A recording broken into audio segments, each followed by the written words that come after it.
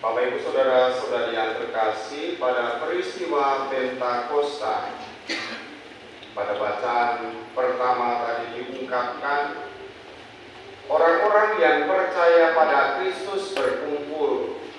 Mereka menyaksikan Roh Kudus yang turun atas para rasul, menyerupai lidah-lidah api yang hinggap di atas kepala para rasul. Lalu kemudian para rasul itu mulai bernubuat, mulai berbicara tentang karya keselamatan Allah. Dan banyak orang-orang saleh yang berkumpul di situ. Mereka menangkap para rasul berkata-kata dalam bahasa mereka masing-masing. Meskipun orang yang berkumpul itu dari banyak tempat, bukan hanya sekitar Yudea, tetapi bahkan dari daerah sekitar Yunani dan Asia Kecil pun datang ke sana, dan mereka mengerti, menangkap dengan jelas kata-kata yang diucapkan oleh para rasul. Ini merupakan karya Roh Kudus, dan Roh Kudus yang dihadirkan dalam diri para rasul dan para murid Kristus itu senantiasa memberikan karunia-Nya. Karunia itu dengan jelas kita tangkap dalam banyak karunia Roh Kudus. Kita kemudian disatukan dalam persekutuan yang disebut sebagai gereja. Maka ada di antara para murid itu yang dapat mewartakan dengan cara yang luar biasa. Mereka sebagai pengkhotbah, mereka sebagai pemimpin, mereka sebagai pengudus bahkan. Lalu dalam aneka karunia itu kemudian disatukan dalam satu tempat, yakni persekutuan umat beriman. Bapak Ibu Saudara-saudari yang terkasih, Yesus sendiri menegaskan pada bacaan Injil tadi, Yesus tidak pergi begitu saja dari dunia ini sesudah kebangkitan dan kenaikannya ke surga. Tetapi Yesus memberikan jaminan penolong yang lain, yakni Roh Kudus yang hadir pada diri kita, yang akan mengajar kita dan senantiasa mengingatkan kita akan ajaran Kristus. Terutama kita diminta supaya mentaati perintah Kristus, yakni ajaran cinta kasih. Maka Roh Kudus sendiri adalah simbol cinta kasih. Cinta kasih Allah kepada manusia, cinta kasih kita kepada Allah, dan cinta kasih kita kepada sesama. Pada Ekaristi kali ini kita juga menggabungkan perayaan Pentakosta ini dengan penerimaan komuni pertama bagi anak-anak kita. Pertanyaan saya untuk anak-anak ini yang mau komuni pertama, arti kata amin itu apa? Arti kata amin itu apa? Ora satu bisi karo wong tuane. Pinter ora melelet.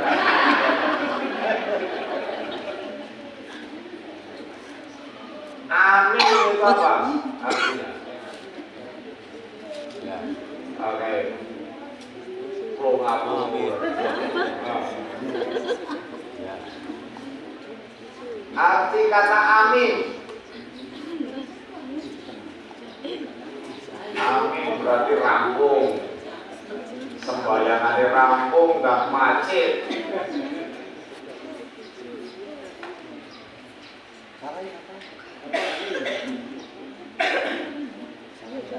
Amin berarti pernyataan persetujuan atas doa yang sebelumnya diucapkan.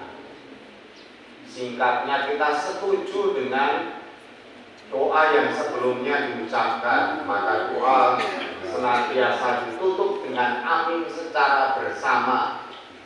Kita menyatakan setuju dengan ungkapan doa itu, kan begitu. Maka isi doa harus kita pahami, kita mengerti. Tapi biasanya kalau doa terlalu panjang, amin, amin, bendang rampung supaya cepat selesai. Nggak bisa begitu. Lalu selain itu dalam liturgi doa harian juga, amin itu selalu menutup doa, baik doa bersama, doa pribadi, baik doa itu ada teksnya maupun doa spontan. Amin dari kata apa?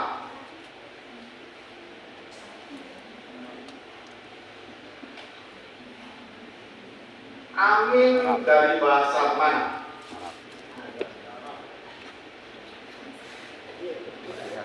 Yang masuk ke Indonesia dalam bahasa Indonesia ya bahasa Arab. Tetapi asal katanya itu dari Ibrani, Amuna. Kemudian diterjemahkan ke dalam bahasa Yunani, lalu kemudian menyebar ke seluruh tempat yang dikuasai oleh Kekaisaran Romawi pada waktu itu, sehingga di Arab kemudian diterjemahkan menjadi amin. Kata ini yang kemudian masuk ke Indonesia. Bahasa Latin amen, bahasa Inggris amen, bahasa Jawa amen, amin. Kalau yang nggak dong, mamin.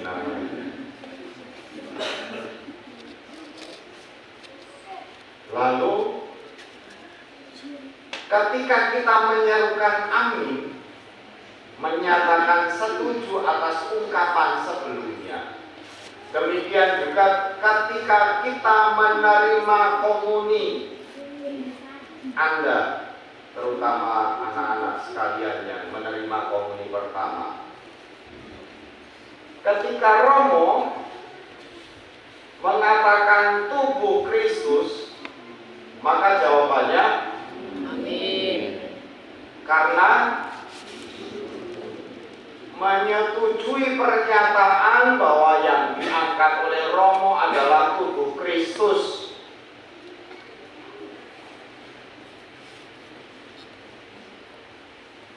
Logikanya kalau ya nggak ngomong amin ketika komuni, orang setuju.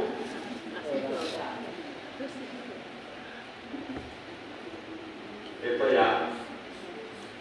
Nah, ini ajaran untuk komuni pertama, tapi yang tua-tua juga nggak teke.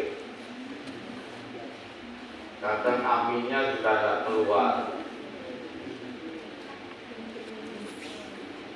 Dan kalau komuni dengan sikap yang baik, tangan kanan atau tangan kiri yang di atas.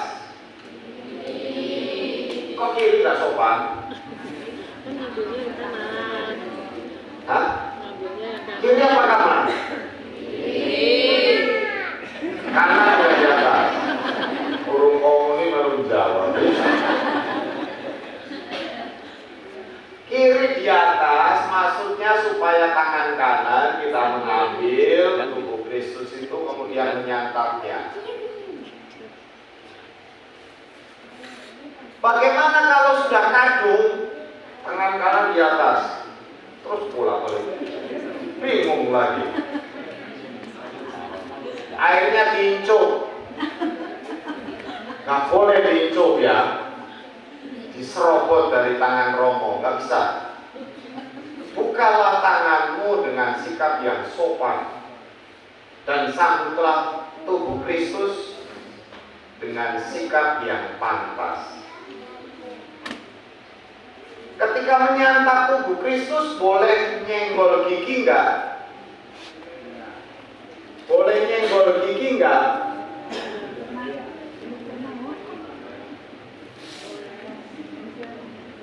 Boleh dikunyah enggak? Komuni enggak boleh. Enggak boleh ya? Yakin pembimbing-pembimbingnya juga yakin? Enggak boleh.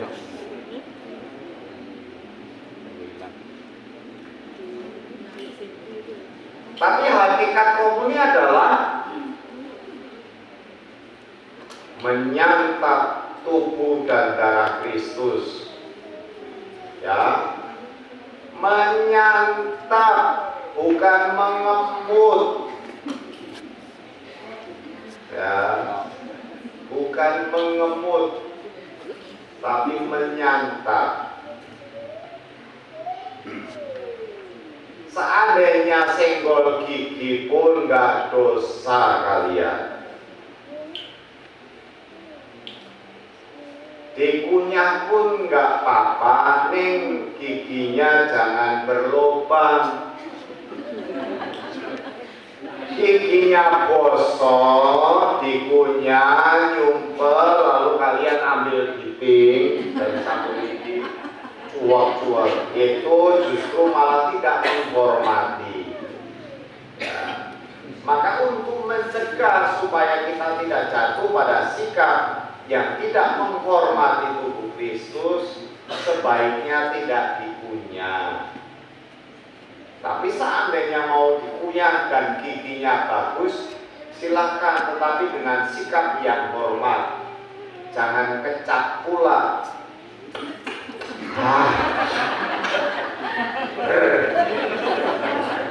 Gak sopan.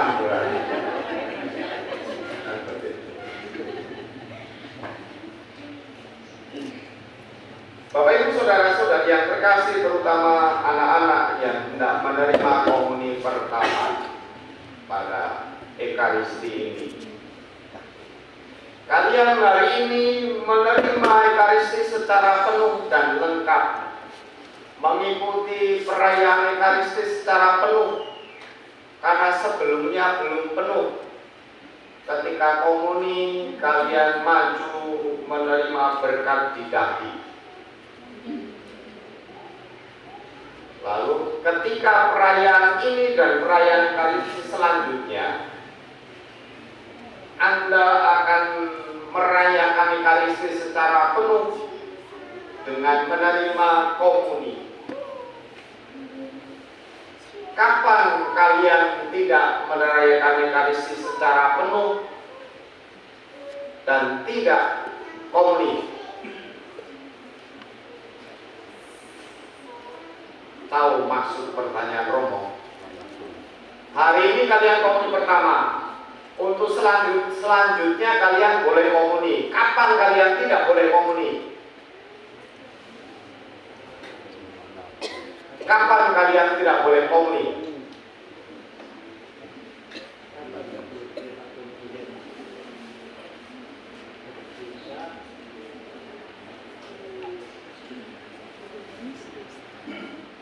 Ketika kalian berdosa, ketika kalian terhalang secara hukum gereja Katolik. Dan kapan kita ikut misa tapi tidak bisa sama sekali komuni? Kapan? Terlambat, Romo.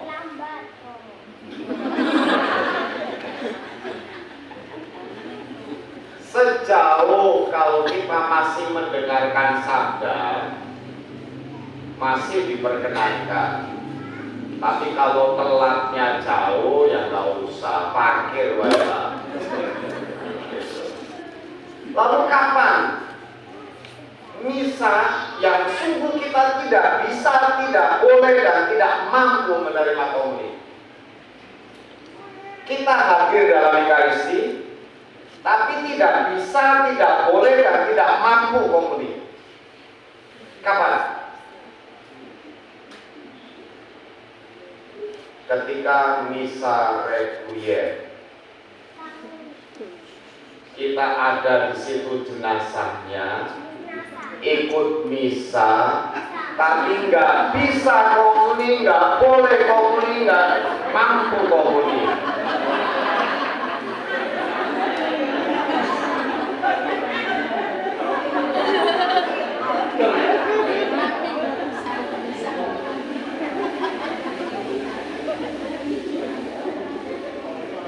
Maksud saya adalah komuni itu untuk orang hidup. Maka anak-anak sekalian, kalian hiduplah supaya dapat komuni. Layakkanlah dirimu supaya kamu layak untuk menerima komuni. Jangan matikan dirimu, jangan matikan bakatmu supaya kamu layak komuni. Harusnya yang komuni juga aktif untuk mengikuti ekaristi. Setiap ekaristi dirayakan harusnya berangkat. Kalian rajin ekaristi, rajin misa, rajin jawab. Bukan, saya tahu mana-mana yang gak rajin. Jangan pikir. Ya, saya Orang tuamu rajin misa.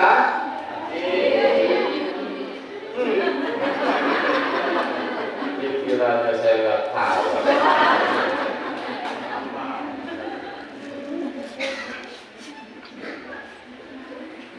Saya tahu mana anaknya yang nggak rajin, mana orang tuanya yang nggak rajin, mana yang sama sekali blas, lost goal. Ini golongan yang tadi nggak layak komuni, nggak pantas komuni, nggak mampu komuni, nggak hidup secara iman. Lalu ketika adik-adik sekalian nanti komuni, yang diterima adalah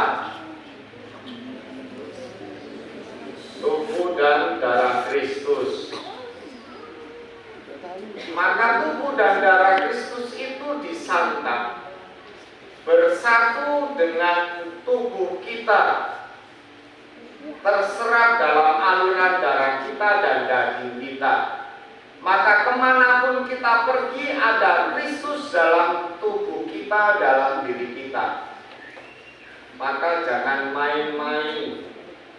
Ya, Kristus yang berkarya di dunia, gak mungkin dulu Kristus main game terus. Gak mungkin Kristus bolos sekolah.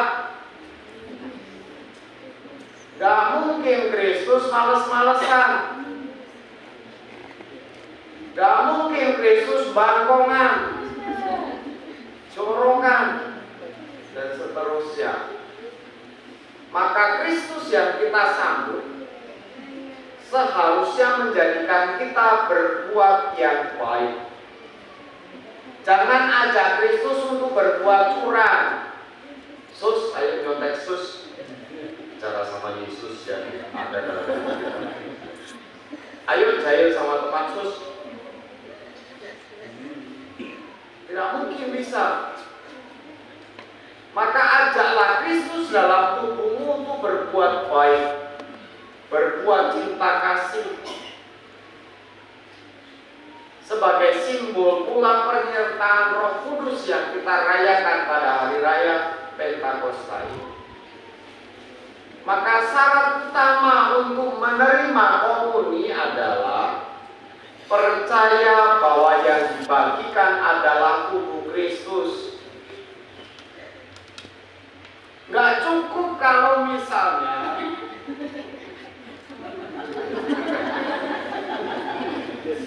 gak cukup kalau sekedar buat tanda salib lalu komuni. Gak cukup kalau hanya datang gereja kemudian main game lalu komuni. Gak cukup datang ke gereja, buka ciki, lalu kemudian waktu komuni. Gak cukup datang ke gereja, masuk di awal, kemudian mulai keluar ke warung, nongkrong di warung, rokok-rokokan di warung lah. Nanti kemudian ketika giliran, oh bapak kami, lari komuni. Gak cukup dengan itu. Tapi harus yakin dalam rangkaian ekaristi. Ini roti dan anggur diubah menjadi tubuh dan darah Kristus, itu yang kita sambut, itu yang kita santap. Maka dari sekalian yang terkasih, Anda hari ini punya hak istimewa untuk menerima komuni pertama. Tapi ada satu PR lagi, kalian belum pengakuan dosa. Nanti saatnya saya akan pilih waktu yang baik supaya kalian pengakuan. Ini sekaligus sebagai pembinaan lanjutan pada komuni pertama. Ya, kalau baptisan setelah baptis itu ada pedagogi namanya, pembekalan setelah baptisan. Maka untuk komuni pertama perlu, kalau sebelum komuni pertama kalian pengakuan dosa, contek-contekan pengakuannya pasti sama semua. Ngeyel terhadap orang tua, membantah terhadap orang tua. Saya menyontek, saya mencairi teman, saya membuli teman. Demikian Romo, dosa-dosa saya salah atas segala dosa itu. Dosanya itu, tapi suatu saat ini masih panjang dari Paskah sampai ke Natal, tapi dari pertengahan nanti akan saya cari waktu yang terbaik, kalian kumpul lagi untuk pembinaan lagi dan pengakuan dosa di situ sebelum pengakuan dosa Natal. Setuju ya? Kalau nggak setuju, minggir hari ini.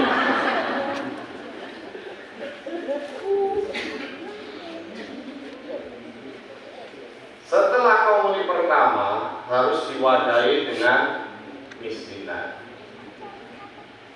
Miskinan selesai kemudian diwadahi dengan OMK.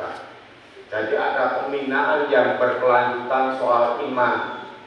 Tapi jangan lupa orang tua mendukung.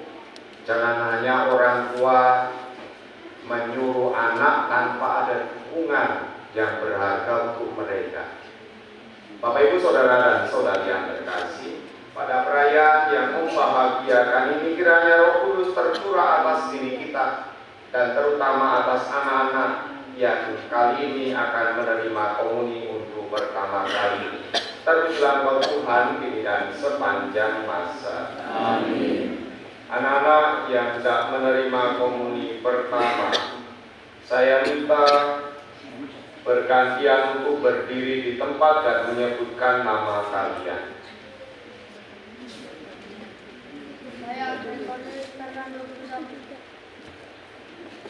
Saya Nikodemus Raditya dari saya.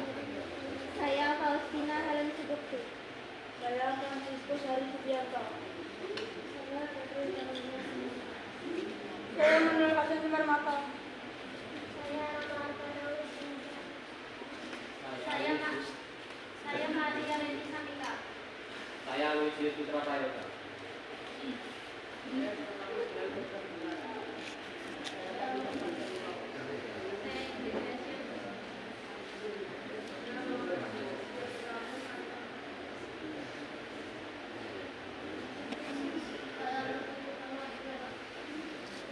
Saya Alfonsus Wijaya. Saya Rafael Arjuna. Saya Kadis Putri. Saya Daka Raisa. Saya Miselina Nisa Sapatiota. Saya Jessica Abdul Qadir. Saya Yulisa Putri. Saya Alvin Cahayu. Saya Alvin Ernestio. Saya Lukas Edson. Saya Bastius Pascali.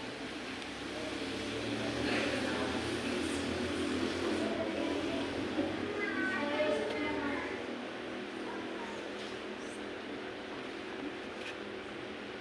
Sudah semua.